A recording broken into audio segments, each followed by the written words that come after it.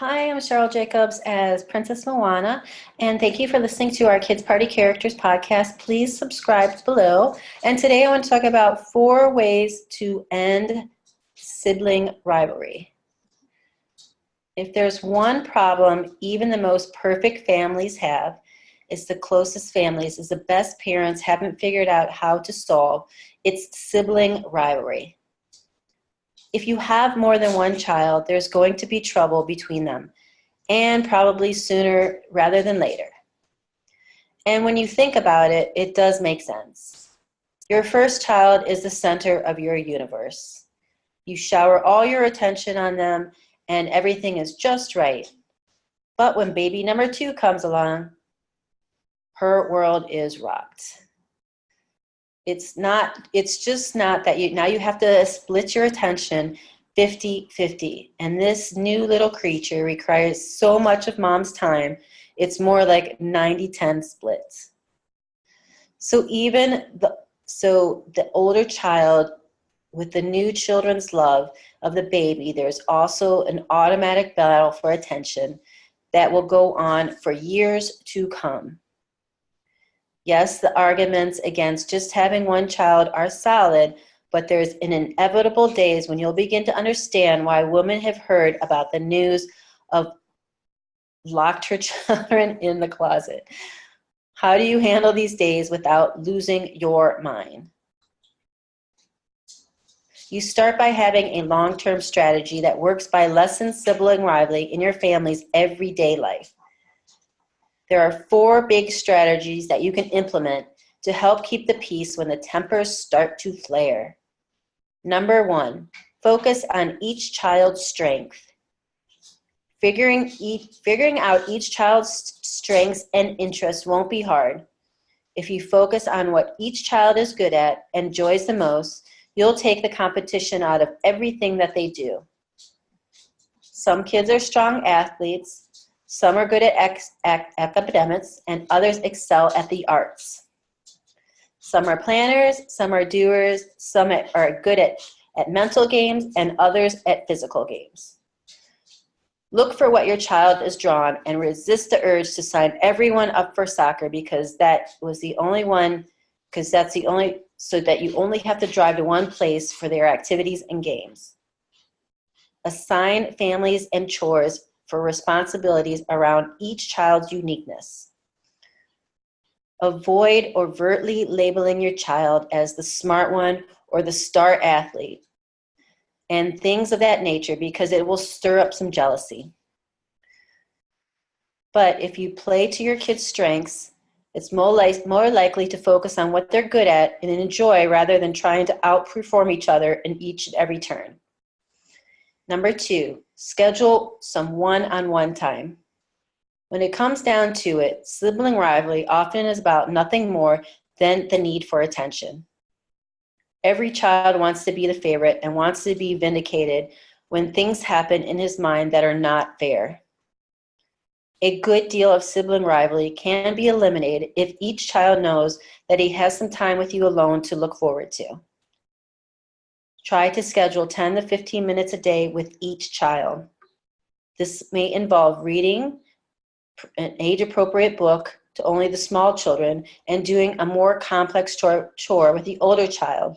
Even if you have to do something with you, if you do it anyways, something simple as like just fixing dinner. And once a month, scheduling an outing that you and just one child can go to.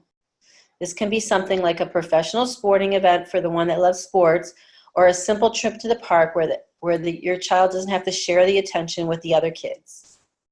Try to let each child pick out their outing for the month with necessary guidance and the one who wants dinner in Paris for one-on-one time. Look for team building projects. Look for things that your kids can work on together that will result in a happy outcome for all. This could be totally recreational, even like playing dodgeball together or the trampoline park. It could be constructing a pillow fort together or completing a project around the house that you've agreed to pay them for or put money towards an activity that they're all interested in. It could be a community service project, starting a family YouTube channel, or planning the next family vacation. Your imagination and theirs is the limit here. The point is to get them working together for a common purpose so that they'll have a positive experience to call upon internally when conflicts arrive.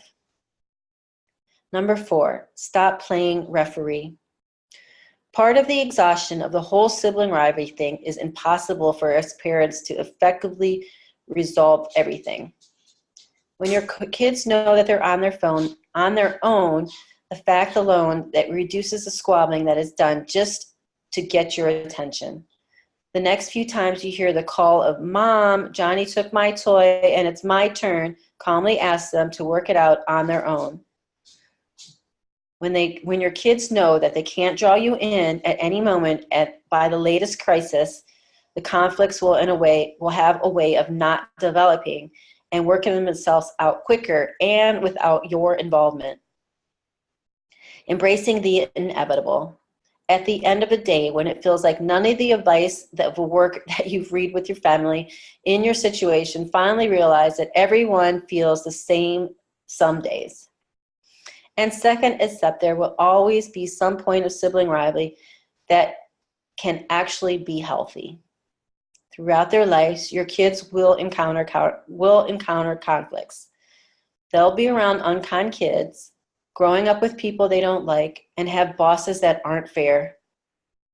If you implement strategies for minimizing and dealing with sibling conflict, it will prepare for your child to deal with outside conflicts that aren't just part of life.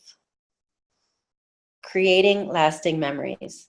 Just like we talked about looking for team building projects will create a sense of togetherness for your children. A consistent effort of lasting memories will subconsciously help your child with a more positive reaction to one another. When your child is faced with conflict and the person on the other end of the conflict is someone they've played with in the pool, had family picnics in the park with, discovered new creatures and during the nature hikes, and their positive experiences with other kids will help them resolve in conflict in a more loving manner. Think about it as an adult. When someone does something that upsets us, we're much more forgiving of that person if is a friend than a guy in the office that you've never liked anyway. At kidspartycharacters.com, we specialize in creating magical, lasting memories. Whether it's a birthday celebration or just because celebration of a family, Kids Party Characters has close to 300 characters that your child can invite to a party, along with packages that include face painting, balloon twisting, cotton candy, bouncy houses, and so much more. And when you put the party in our hands, you can sit back and enjoy the kids as professional entertainers put on a show that your children will be left talking about for years to come. Connect with Kids Party Characters on Facebook.com/KidsPartyCharactersNY for all the magic that we bring to children's birthdays and special events. Again, I'm Cheryl Jacobs. Thank you for listening to our Kids Party Characters podcast, and please subscribe below.